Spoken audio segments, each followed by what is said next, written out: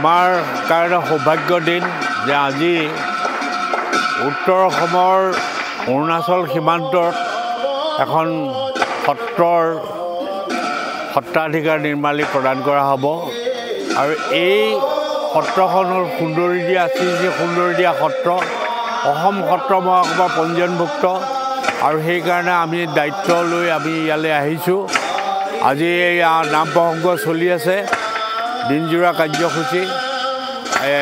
ইয়াৰ পিছতে আমি সুন্দৰীদিয়া সত্ৰৰ সুযোগ্য পুৰুষ শ্ৰী লক্ষীনাৰায়ণ অধিকাৰী দেৱক ৰাজহুৱাভাৱে আমি সত্ৰাধিকাৰ নিৰ্মালী দিম আৰু ইয়াত আজি সাতজন সত্ৰাধিকাৰী ইয়াত উপস্থিত হৈছেহি।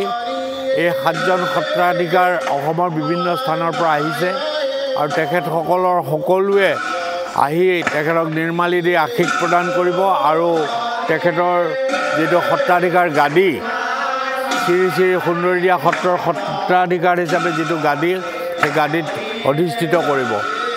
আজি আমাৰ সুন্দৰীদিয়া সত্ৰৰ অনুৰূপ এখন সত্ৰ। এই সত্ৰ মহাপুৰুষ মাধৱ গুৰুজনাৰ স্থাপিত সত্ৰ আৰু সেই সত্ৰৰ আৰ্হিমতে ইয়াত সুন্দৰীদিয়া সত্ৰ স্থাপন কৰা হ'ব আৰু এই সত্ৰৰ নিৰ্মাল্য প্ৰদান কৰা হ'ব মান্যবৰ লক্ষ্মীনাৰায়ণ অধিকাৰী দেৱক বংশোদ্ভৱ হিচাপে।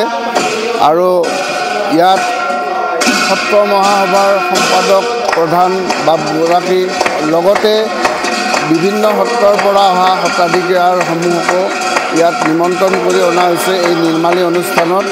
আৰু ভগৱানৰ কৃপাত যাতে এই অনুষ্ঠান